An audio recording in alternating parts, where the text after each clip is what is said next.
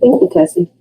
Good afternoon, welcome. Today is October the 9th, 2020, and this is the Physician Assistant Policy Committee, and this is being broadcast remotely and on the State Medical Board of Ohio's YouTube channel as well. I will now call roll. Scott Packler. Present. Dr. Bible. Present. Dr. Engel. Present. And Ted Kulo. Present. And Dr. Engel. Present. Can you hear me? Sorry. We can. Thank you. Okay, Yes. thanks. Corey Coffey is also here, I believe. Yes, I'm here. Thank you. Could I know that you got the minutes late, but could we get the minutes, a motion to approve the minutes from the last meeting that you had in your possession? And if you haven't had a chance to review them, we can wait for a second. I'll move to approve. Thank Scott. you. Thank you. The minutes stand as approved. As you know, we have had an open position as the consumer member on this committee for quite a while, and I'm happy to announce that Dr. Schottenstein, who's obviously president of the medical board, has selected Ms. Karen Unger to serve in that position. Ms. Unger has an impressive resume and experience in the medical arena and will be an asset to this committee, and we look forward to having her at our next meeting. Our legislative director is unavailable today, so I'm going to give a brief legislative update. The legislature is adjourned right now and will all likelihood probably not be back into session until after the elections in November. However, we continue our work with the legislators, the legislative staff, and their committees while they're in recess. We continue to monitor House Bill 492, which would expand the ability of physician assistants to perform procedural sedation for the purpose of rapid intubation. Realistically, this language probably will not make its way through the entire legislative process during lame duck, but it is something that we will continue to closely monitor. House Bill 679, which is the telehealth bill, has been assigned to the Senate Insurance and Financial Institutions Committee, and we have submitted an amendment package that was created as a result of the board's ad hoc telehealth committee to the chair and the vice chair of the Senate Insurance Committee, and have requested that those amendments be added to the bill. And that's something that we are seeking comment from some of our stakeholders as well. House Bill 263 is the occupational licensing bill, and it's one that would require the medical board to provide a comprehensive list of criminal offenses so that we could monitor what type of offenses would be okay for us to give people licenses with. That is something that our board has huge concerns on, and we have been in contact with the bill sponsor to address our concerns, and we continue monitoring it closely.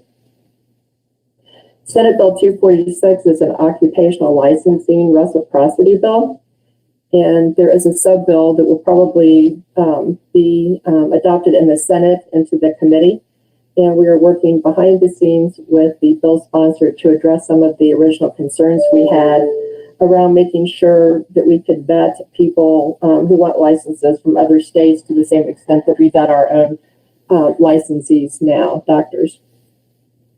And that's something that we're continuing to monitor. House Bill 203 started out as a mobile dental services bill, and that's something that I think you got background on in the form of a memo that summarized this bill, and it's something that we will talk to the policy committee about during our board meeting on Wednesday. The final version of this bill was amended, and it put language in from another bill, which included pharmacist consult agreements with physician assistants and advanced practice registered nurses. And I'm hoping that the memo that you got is explanatory. If not, then feel free to contact me or Chelsea at any point, and that's something that we'd be happy to walk you through. It is something that was already passed by the General Assembly and signed into law by the governor on September 16th. Are there any questions on any of that before we keep moving? Next, we'll get an update on administrative rules by our Chief Legal Counsel, Kim Anderson. Hello. I provided just an overview of the board's rules and kind of where they are. And we provide this to our policy committee as well. So that was provided to you. There's a few updates that have happened, since the schedule was prepared. Just to let you know, two of the packages that were approved to file with CSI were filed this week with CSI, and that includes, and we've got some information for you on this, the controlled substance rules that deal with the weight loss and other controlled substance prescribing, and I'll talk to you a little bit more about that. And then also the personal information systems rules, which are really more internal rules for the board, dealing with how we access personal information that we keep on our licensees. So those two packages were filed with CSI.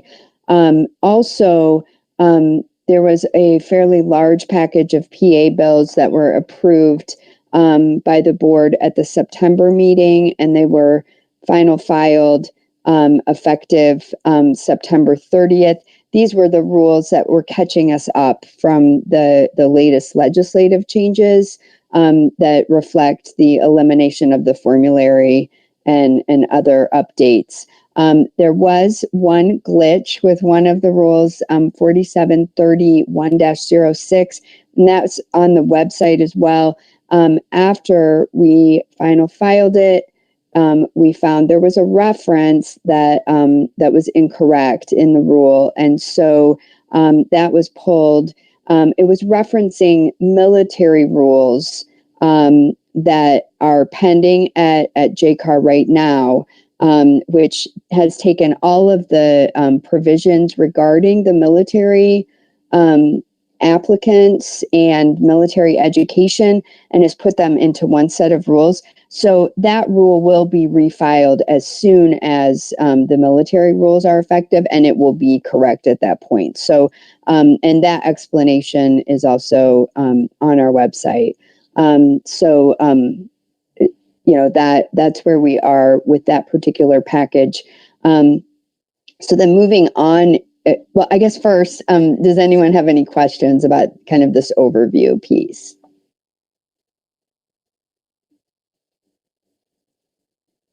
Okay, thank you. And if you think of some later and you want to send me an email, feel free to do that. Then the next piece is we have a number of rules, including the PA detox rules that are scheduled for final adoption. These have been a long time coming, and you've looked at those quite a long time ago.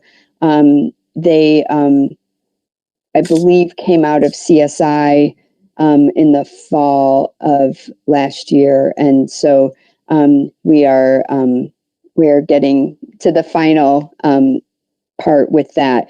They mirror the physician detox rules,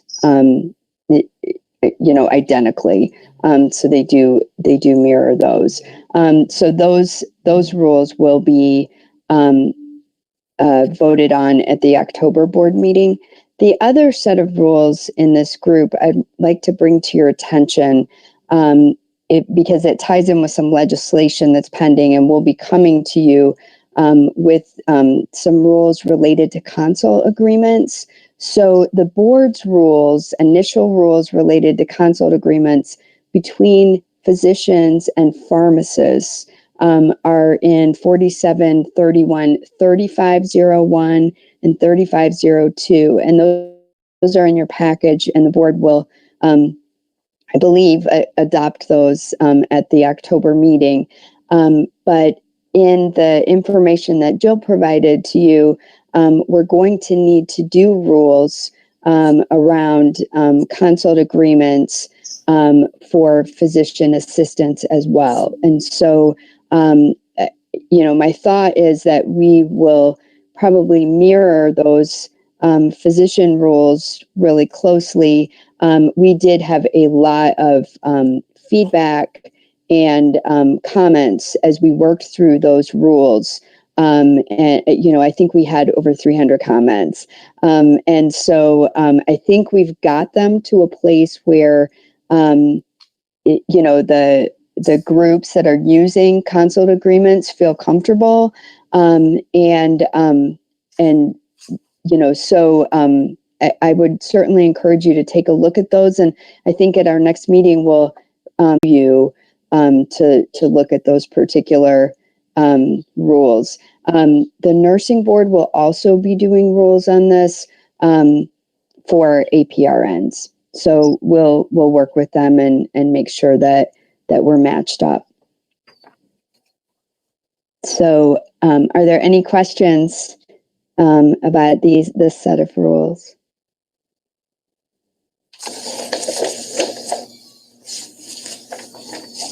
Kim, are you done? I have one more, Okay. just one more memo and grouping. We filed this week the controlled substance rules with CSI. We brought these to this committee last year in early November, I believe, or late October. And the policy committee reviewed them in November of 2019. And there were two changes that the PAPC wanted to have in those rules, specifically 4731.11.041, which is weight loss for like chronic weight management. The rules it had referenced the physician formulary, so we took that out. That's eliminated. But there was also a question in the rule about a requirement for the physician working with the PA to personally review the medical records. And so the recommendation from the PAPC was to eliminate that and to, rather than having a personal review, to match it up with the quality assurance rule and have a discussion. The board and the board's policy committee had a lot of concerns about that. And so that change is not in the rule that's filed with CSI. We're in a comment period right now. We'll be accepting comments for changes, but I wanted to alert the members of this committee. And, we can certainly provide your feedback to the policy committee in addition to comments that we receive through CSI. So I wanted to bring that to your attention so that you are aware and can give us guidance on what information you would like to be shared with the board and the board's policy committee.